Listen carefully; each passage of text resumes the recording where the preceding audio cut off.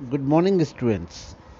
Today we are going to classify nutrition. आज हम देखेंगे कि न्यूट्रिशन को किस प्रकार से वर्गीकृत किया जा सकता है। तो मेनली न्यूट्रिशन जो है, न्यूट्रिशन की प्रोसेस को हम दो भागों में क्लासीफाई कर सकते हैं। सबसे पहले ऑटोट्रॉफिक न्यूट्रिशन और आपका heterotrophic nutrition. So far as the autotrophic nutrition is concerned, autotrophic nutrition, organisms prepare their own food by the help of simple raw material.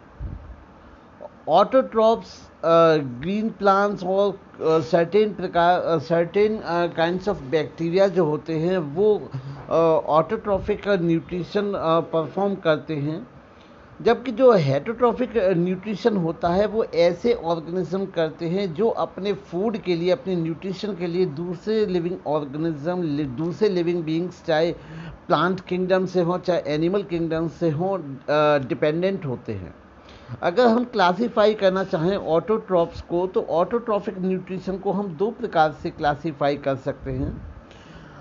सबसे पहले photo autotrophic nutrition. Energy of the light is use for preparing food. तो ऐसे इस प्रकार के nutrition में जो living beings होते हैं सनलाइट से एनर्जी प्राप्त करते हैं, सोलर एनर्जी को फूड में कन्वर्ट कर लेते हैं, या कह सकते हैं सोलर एनर्जी को ट्रैप करके केमिकल एनर्जी, केमिकल प्रोसेस के द्वारा अपने फूड मटेरियल में कन्वर्ट कर लेते हैं। दूसरा प्रकार का होता है आपका केमोट्रॉफिक न्यूट्रिशन। केमोट्रॉफिक न्यूट्रिशन में energy of chemical reaction is used for preparing food. इसका एग्जाम्पल होते हैं कुछ विशेष प्रकार के बैक्टीरिया। अगर हम बात करें हेटरोट्रॉफिक न्यूट्रिशन की, तो हेटरोट्रॉफिक न्यूट्रिशन को भी हम तीन भागों में डिवाइड कर सकते हैं या तीन भागों में क्लासीफाई कर सकते हैं। सबसे पहले होलोजोइक न्यूट्रिशन।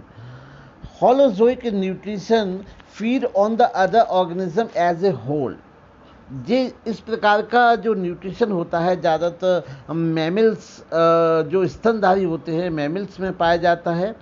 दूसरा आपका सेप्रोट्रॉफिक न्यूट्रिशन, जो आपके feed on dead and decaying organism, जिस प्रकार से फंजाई, जो फंजाई होते हैं वो दूसरी मृत या सड़ी गली वस्तुओं से अपना भोजन प्राप्त करते हैं।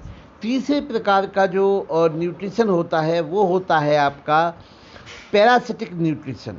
तो पैरासिटिक न्यूट्रिशन जो अपने भोजन के लिए दूसरे किसी जीव पर आश्रित होते हैं, डिपेंडेंट होते हैं। जैसे फॉर एग्जांपल टैपवर्म एंड कस्कूटा को हम अमरबेल भी कहते हैं, जो एक प्रकार की बेल होती है जो अपना न्यूट्रिशन किसी दूसरे पेड़ से प्राप्त करती है।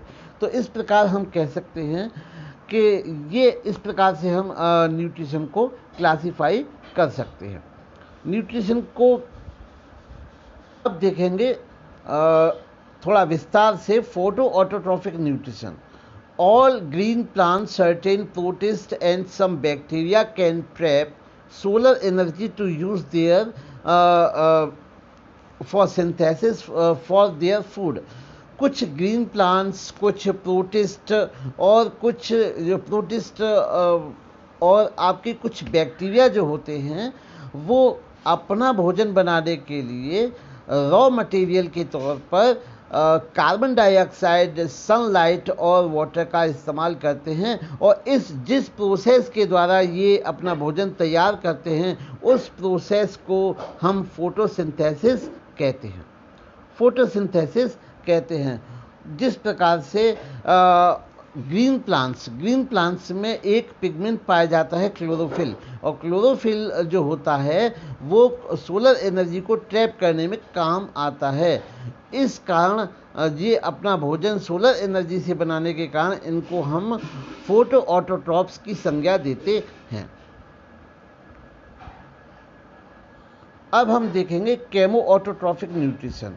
कुछ बैक्टीरिया जैसे हाइड्रोजन बैक्टीरिया हाइड्रोजोडोमोनास और सल्फर बैक्टीरिया थायोबैसिलस और नाइट्रीफाइंग बैक्टीरिया नाइट्रोसोमोनास और नाइट्रोबैक्टर ये एनर्जी को केमिकल रिएक्शन में ये जो एनर्जी रिलीज होती है उससे अपना भोजन प्राप्त करते हैं। They use energy for synthesis for their food, they do not require sunlight and energy. इस प्रकार की ऑटोट्रॉपिक न्यूट्रिशन में सनलाइट की कोई भी आवश्यकता नहीं होती है। These organism are known as chemoautotrophs. इस प्रकार के जो लिविंग बींग्स होते हैं उनको हम केमो ऑटोट्रॉप्स कहते हैं। केमो ऑटोट्रॉपिक न्यूट्रिशन करने वाले, फिर से मैं रिपीट करना चाहूँगा, कुछ हाइड्रोजन बैक्टीरिया होते हैं जिनको हम हाइड्रोजन मोनास कहते हैं, सल्फर बैक्टीरिया होते हैं जिनको हम थायोबैसिलस कहते हैं, और जो नाइट्रोजन फिक्सेशन बैक्टीरिया होते हैं जिनको नाइट्रीफाइंग बैक्टीरिया कहते हैं, जो नाइट्रोसोमोनास और नाइट्रोबैक्टर नाम के जो बैक्टीरिया होते हैं वो अपना जो न्यूट्रिशन है, अपना न्यूट्रिशन केमिकल रिएक्शन के द्वारा प्राप्त करते हैं। देखते हैं heterotrophic nutrition. The term heterotropic nutrition is derived from the Greek word heteros meaning others। जो हेटरोट्रॉफिक न्यूट्रिशन है वो एक ग्रीक शब्द हेट्रोस और ट्रोप्स शब्द से मिलकर बना है, जिसका तात्पर्य होता है, जिसका अर्थ होता है अदर, और ट्रोप्स का मतलब होता है नरिशमेंट। अर्थात heterotrophic nutrition is the mode of the nutrition in which the organism obtain their food from other dead और लिविंग ऑर्गेनिज्म। इस प्रकार के ऑर्गेनिज्म जो के अंतर्गत जो जीव आते हैं वो अपना भोजन दूसरे किसी जीवित या मृत, डेड और लिविंग ऑर्गेनिज्म से प्राप्त करते हैं। The organism having heterotropic mode of nutrition are called heterotrophs। For example, animals, non-green plants जैसे फंजाई आता है, आपका बैक्टीरिया है। Heterotrophic nutrition depend upon the autotrophs directly और इनडायरेक्टली। जो हेटरोट्रॉपिक न्यूट्रिशन में जितने भी लिविंग बींग्स होते हैं वो अपने न्यूट्रिशन के लिए दूसरे जीव किसी पर किसी न किसी रूप से परोक्ष अथवा अपरोक्ष रूप से डायरेक्टली और इनडायरेक्टली डिपेंड करते हैं। इसी कारणवश इनको हम ऑटोट्रॉप्स या कंज्यूमर की संज्ञा देते हैं। The heterotrophs can also obtain their food from other organism by 3 different ways। जो हेटरोट्रॉप्स होते हैं अपना भोजन 3 प्रकार से, विभिन्न प्रकार से प्राप्त कर सकते हैं। सबसे पहले सेप्रोट्रॉफिक न्यूट्रिशन के माध्यम से, पैरासिटिक न्यूट्रिशन के माध्यम से और होलोजोइक न्यूट्रिशन के माध्यम से। सो सबसे पहले हम सेप्रोट्रॉफिक न्यूट्रिशन के माध्यम से किस प्रकार से प्राप्त करते हैं का अध्ययन करेंगे। तो सेप्रोट्रॉफिक न्यूट्रिशन भी एक ग्रीक शब्द से लिया गया है जिसका तात्पर्य होता है सेप्रो का तात्पर्य होता है रोटन और ट्रोप्स का मतलब होता है फीडर। रोटन मतलब सड़ी गली वस्तुओं से अपना भोजन प्राप्त करने वाले जो जीव होते हैं सेप्रोट्रॉफिक न्यूट्रिशन के अंतर्गत आते हैं। It is a type of nutrition in which the organism derive their food from dead and decaying organism, matter of plant and animal. ज़्यादातर जो जीव होते हैं, जैसा कि आप देख सकते हैं, ये फंजाई सेप्रोफाइटिक न्यूट्रिशन का एक डायग्राम है। तो ये आपका फंजाई है। तो फंजाई जितने भी इसके एग्जाम्पल आते हैं, ये अपना भोजन जो है वो मृत एनिमल्स या डेड एनिमल्स या प्लांट्स के माध्यम से अपना भोजन प्राप्त करते हैं। Few animals, example spider, housefly, etc., do not take their solid food, instead of digest their head. So decaying prey, so scattering digestive enzyme for their body, they can suck digested food. This type of nutrition is called saprozoic nutrition. Sapro means roten, zoic means animals. तो इस प्रकार के कुछ ऐसे जीव भी होते हैं वो डायरेक्टली जो ब्लड को कंज्यूम करते हैं या ब्लड को सक करते हैं, और इस प्रकार का जो न्यूट्रिशन होता है वो सेप्रोजोइक न्यूट्रिशन कहलाता है, जो एनिमल से प्राप्त करते हैं। पैरासिटिक न्यूट्रिशन, पैरा का मतलब होता है अदर्स, तो it is a type of nutrition in which organism parasites live on other animals body living organism, और जो जिसके ऊपर या जिस जीव के ऊपर ये आश्रित होते हैं अपने भोजन के लिए, उसको हम होस्ट कहते हैं। तो जो पैरासाइट होते हैं, पैरासाइट्स को भी हम दो प्रकार से क्लासिफाई कर सकते हैं। एक सबसे पहले आपका एक्टोपैरासाइट्स और एक्सटर्नल पैरासाइट्स, तो they live on the surface of the host body. तो ऐसे पैरासाइट्स एनिमल जो कि दूसरे जीव की स्किन की सतह के ऊपर रहते हैं, उनको हम एक्टोपैरासाइट्स कहते हैं। इस प्रकार के पैरासाइट्स के अंतर्गत आपके लीच, बेड बग, मॉस्किटोज आदि आते हैं।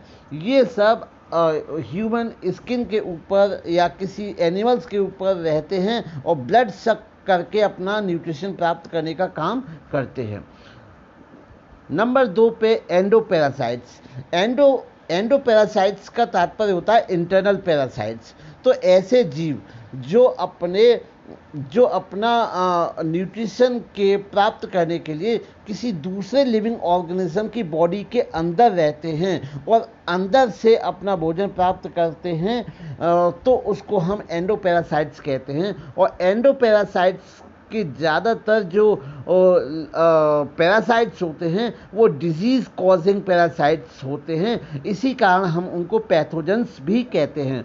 फॉर एग्जांपल प्लाज्मोडियम जो कि सभी बच्चे जानते होंगे कि जो मलेरिया के लिए कॉजिंग पैथोजन होता है, और ट्रिपैनोसोमा जो कि स्लीपिंग सिकनेस, और लिस्मानिया जो काला अजहर और प्रोटोजोआ पैरासाइट्स हैं। ये कुछ ऐसे पैरासाइट्स हैं, फिर से मैं इनके नाम रिपीट करना चाहूँगा क्योंकि ये डिजीज़ कॉजिंग पैरासाइट्स होते हैं जो कि होस्ट की बॉडी के अंदर रहते हैं और होस्ट की बॉडी के अंदर रहने के साथ साथ उसको नुकसान पहुंचाते हैं, डिजीज़ पहुंचाने का काम करते हैं। फॉर एग्जांपल प्लाज्मोडियम, और जो प्लाज्मोडियम होता है एक प्रोटोजोआ है जो कि मलेरिया कॉज करता है, मच्छर के माध्यम से ये ट्रांसमिट होता है। और trypanosoma which cause sleeping sickness, and leishmania which cause kala azar. तो ये कुछ ऐसे पैरासाइट्स हैं जो कि अपने होस्ट की बॉडी के अंदर रह के उसको हार्म पहुंचाते हैं, हम उस होस्ट की बॉडी को पहुंचाते हैं, लेकिन ये उससे स्वयं अपना न्यूट्रिशन प्राप्त करते हैं। तो इस प्रकार के जो पैरासाइट्स होते हैं उनको हम एंडोपैरासाइट्स की संज्ञा देते हैं।